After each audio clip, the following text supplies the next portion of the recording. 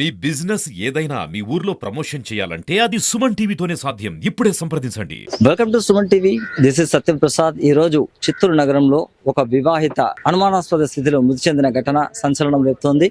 ఈ నేపథ్యంలో అసలు ఏం జరిగింది? ఆమె ఆత్మహత్య చేసుకుందా, లేదా ఇది పరువు హత్యనా, లేకుంటే తనకు తానే ఏదైనా మనస్తాపం చెంది ఆత్మహత్య చేసుకునిందా, లేదా కుటుంబ సభ్యులు ప్రేరేపించి ఆమె ఆత్మహత్య చేసుకునిందా? మొత్తం మీద ఒక మిస్టరీగా మారింది.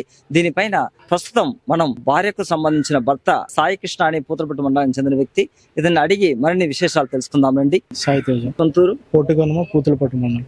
మీకు యాస్మిన్ కి ఎలా పరిచయం ఏర్పడింది? ఎన్ని సంవత్సరాలుగా మీరు ప్రేమించుకుంటా ఉన్నారు? నేను కాలేజీలో ఉన్నప్పుడు ఇష్టపడ్డాను. మేము ఏ కాలేజ్ చదువుకున్నారు? ఇక్కడే ప్రైవేట్ ఇన్స్టిట్యూట్, చిత్తూరులో ప్రైవేట్ ఇన్స్టిట్యూట్లో చదివాము.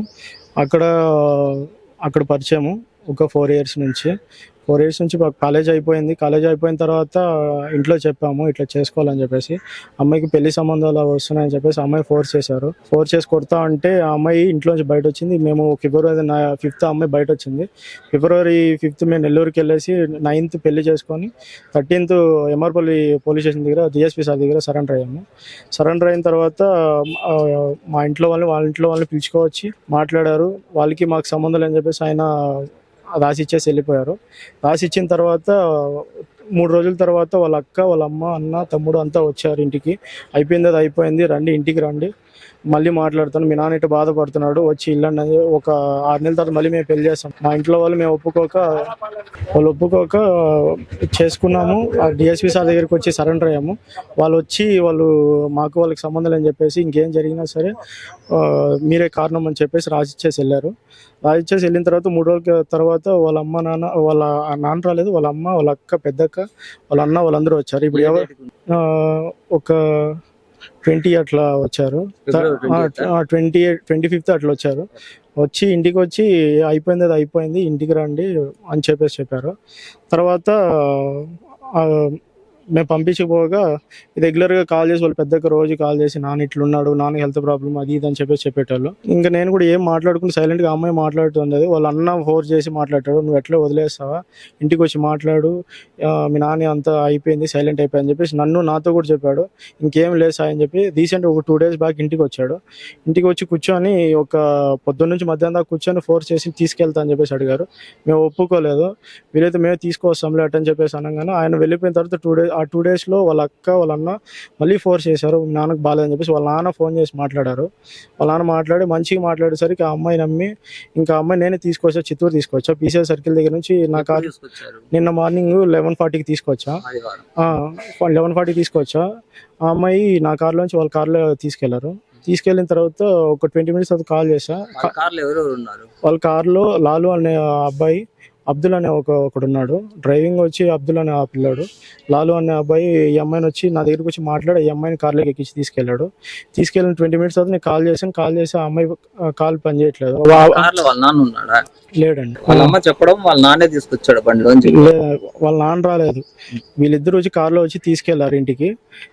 వెళ్ళిన తర్వాత ఇంటికి వెళ్ళిన తర్వాత ఒక 20 minutes కాల్ చేశాను. ఈ లాలు అనే ఆ అబ్బాయికి ఫోన్ పని చేయలేదు.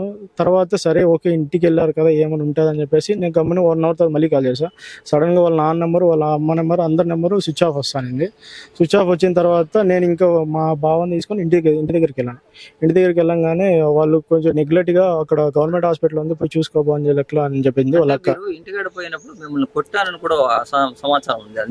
లేదండి, ఆమె నెగ్లెక్ట్గా అక్కడ గవర్నమెంట్ హాస్పిటల్ ఉంది, పోయి మాట్లాడుకోండి అని చెప్పేసానండి. ఇక్కడికి ఎవరు లేరు.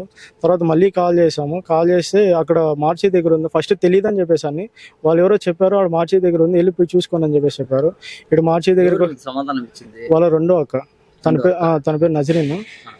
తనే ఇట్లా నెగ్లిజెన్సీగా మాట్లాడిన తర్వాత ఇక్కడ మార్చి దగ్గరికి వస్తే కీసేసి ఉన్నారు. సెక్యూరిటీ గార్డ్ దగ్గర పోతే ఇట్లా ఈ అమ్మాయి వచ్చిందటంటే మార్నింగ్ చనిపోయింది, తీసుకొచ్చి మార్చిలో పెట్టేసి అని చెప్పారు. వాళ్ళ నాన్న గానీ అమ్మ గానీ ఎవరు లేరు. అప్పటికి ఎవరు లేరు. వాళ్ళు వాళ్ళ అమ్మ వచ్చి ఇక్కడ గవర్నమెంట్ హాస్పిటల్ దగ్గర నుంచి నేను బయట వెళ్తా అంటే నా ముందు ఆయన చంపేశారు వాళ్ళు అటని చెప్పేసి నాతో అని చెప్పింది.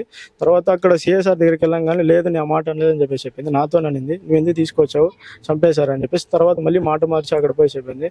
నాతోనే చెప్పింది, ఆమె ఏడ్చుకుంటా మాట్లాడి చెప్పింది ఆమె. తర్వాత సిఐ గారు కాల్ చేసి ఇట్లా చనిపోయింది ఇక్కడ స్టేషన్ దగ్గర, ఇక్కడ ఆ అమ్మ వచ్చి నీ మీద కేసు పెట్టారు, ఇట్లా హెరాస్మెంట్ ఏదని చెప్పేసి వచ్చి చనిపోయిందని చెప్పేసి చెప్పారు, హ్యాంగింగ్ అని చెప్పేసి చెప్పి ఒకసారి మాట్లాడదాం అంటే ఎవరైతే తీసుకెళ్లారో వాళ్ళ ఆలు అనే అబ్బాయి, తర్వాత అబ్దుల్ అనే అబ్బాయి, వాళ్ళ నాన్న వీళ్ళందరూ ఎవరు లేరు, వాళ్ళు ఎవరు కనిపించట్లేరు. వాళ్ళ ఇంట్లో వాళ్ళందరినీ సిఐ గారు పెట్టుకున్నారు, చూసి చెప్తా అని చెప్పేసి చెప్పారు.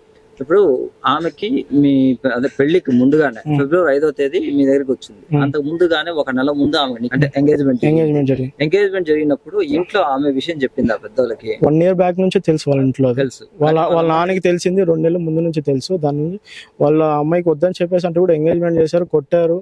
ఆ కొట్టిన వాళ్ళ పర్సనల్ పేర్లు కూడా చెప్తాను. వాళ్ళ నాన్న కొట్టాడు, వాళ్ళ ఇంటి పక్కన ఎవరో మున్నంట అబ్బాయి వచ్చి కొట్టాడంట, వాళ్ళ పెనూరులో ఎవరో ఆయన ఎవరో ఉన్నారంట, ఆయన కొట్టా అని చెప్పేసి అన్నారు, ఆయన మాట్లాడని చెప్పేసి అన్నారు. నైట్ ఎక్కడ పడితే అక్కడ తీసుకెళ్ళి ఇంకా వేరే వాళ్ళకి ఇచ్చి పెళ్లి చేస్తాం అది ఇది ఏదో మాట్లాడారంట.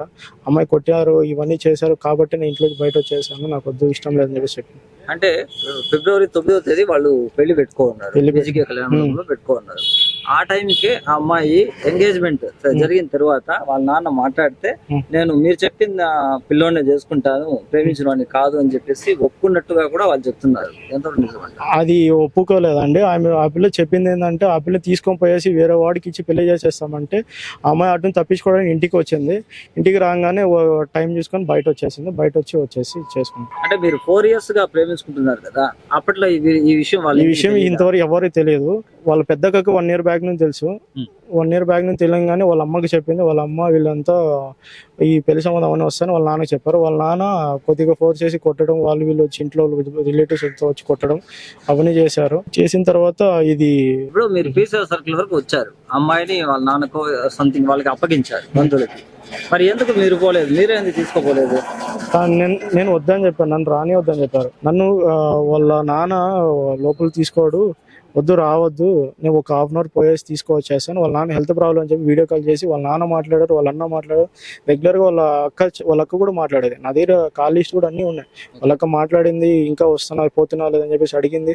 వాళ్ళ అక్కకి తెలిసి కూడా నేను కాల్ చేసి నాకేం తెలియదు అని చెప్పేసి మాట్లాడుతుంది. వాళ్ళు నిన్న ఇంకొక అక్క ఇంట్లో లేదని చెప్పేసి అంటే మీ ఇంటి దగ్గరికి వెళ్ళేసరికి పొద్దున్న నుంచి అక్క వాళ్ళ ఇంట్లోనే ఉంది. ఇంకా అవన్నీ జరిగిన తర్వాత ఇంకా క్లియర్ కట్ గా అది మర్డర్, అది కానీ అది సూసైడ్ లాగా క్రియేట్ చేశారు.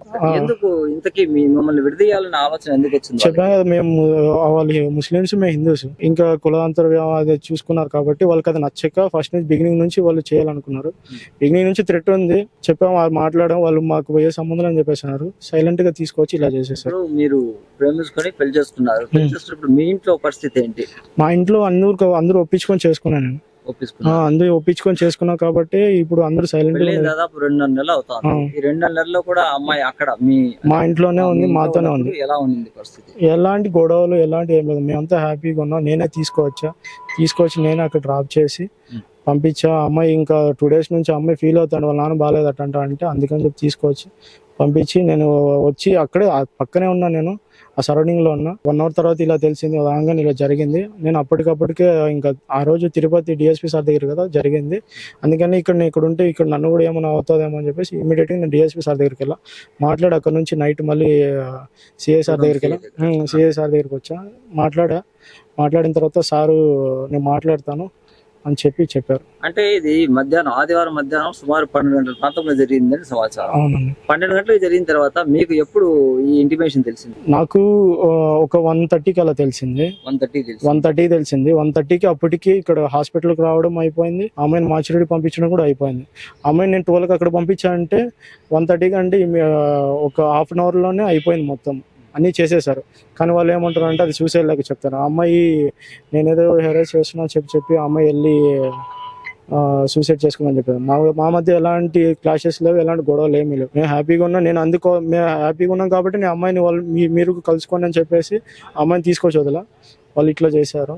ఇప్పుడు 12 గంటలకు చనిపోయిన అమ్మాయిని ఆ చుట్టుపక్కల ఏమన్నా మీరు అక్కడ పోయినారు కదా, ఎవరైనా మీరు విచారించారా? ఎవరు విచారించలేదు, వాళ్ళందరూ బయటే ఉన్నారు. వాళ్ళందరూ బయట అందరూ చూస్తా ఉన్నారు. వాళ్ళ అక్కని అడిగితే వాళ్ళ అక్క నెగ్లిజెన్సీగా గవర్నమెంట్ హాస్పిటల్ అందరూ పోయి చూసుకో, మాకేం తెలుసు, మా వాళ్ళంతా ఆడ ఉన్నారు, పోయి చూసుకో అని చెప్పేసి. తర్వాత అక్కడికి వచ్చి చూస్తే అక్కడ ఎవరు లేరు. ఎమర్జెన్సీ వార్డులో చూసాము. ఓకే, ఇన్ కేసు ఒకవేళ ఎమర్జెన్సీ వార్డు అంటే ఎక్కువ ఏమో హ్యాంగింగ్ కేసు అని చెప్పేసి చెప్పారు. ఇంకా అప్పటికప్పటికే ఇప్పుడు మీరు సీఏ గారిని కలిసి వచ్చారు కదా, అంటే నిన్న నైట్ కలిసి కేసు పెట్టారు. ఇప్పుడు ఏం జరిగింది? ఇప్పుడు పోయి మాట్లాడినారా సార్తో? సిఏ గారు లేరు, ఎస్ఐ మేడంతో మాట్లాడాం. ఏమన్నా? మాట్లాడిన తర్వాత వాళ్ళు ఒక్కొక్కటి చెప్తున్నారు. వచ్చి ఏం జరిగిందని చెప్పాను. జరిగిన తర్వాత వీళ్ళు తప్పు చేశారని చెప్పి మేడము అర్థమైంది. దీన్ని నేను వదిలేను, చూస్తాను, నేను దీన్ని సీరియస్ తీసుకొని మాట్లాడతాను చెప్పేసి. కూతురు తరపున వాళ్ళు వచ్చి మీ మీద కేసు పెట్టున్నారు టౌన్ లో, మీరేమి కంప్లైంట్ ఇవ్వలేదా? కంప్లైంట్ అంటే ఇక్కడ కంప్లైంట్ ఎలా రేస్ చేశారంటే చనిపోయింది ఇట్లా హ్యాంగింగ్ అని చెప్పేసి చెప్పారు. అవి ఎందుకంటే అమ్మాయి హెరాస్ చేస్తాం అని చెప్పేసి వచ్చి హ్యాంగింగ్ చేసుకునేసారు. అమ్మాయి రూమ్లోకి వెళ్ళింది, గడి పెట్టుకునేసి అని చెప్పేసి చెప్పారు. అది జరిగిన తర్వాత నేను అడిగాను, మా మధ్య ఎలాంటి లేవు మేడం అంటే మేడంకి అర్థమైన తర్వాత మేడం చూసుకుంటే నేను ఫర్దర్ నేను మాట్లాడతాను అని చెప్పేసి చెప్పాను. దీనైతే సీరియస్ ఇష్యూ తీసుకొని దీన్ని మాట్లాడతాను చెప్పేసి.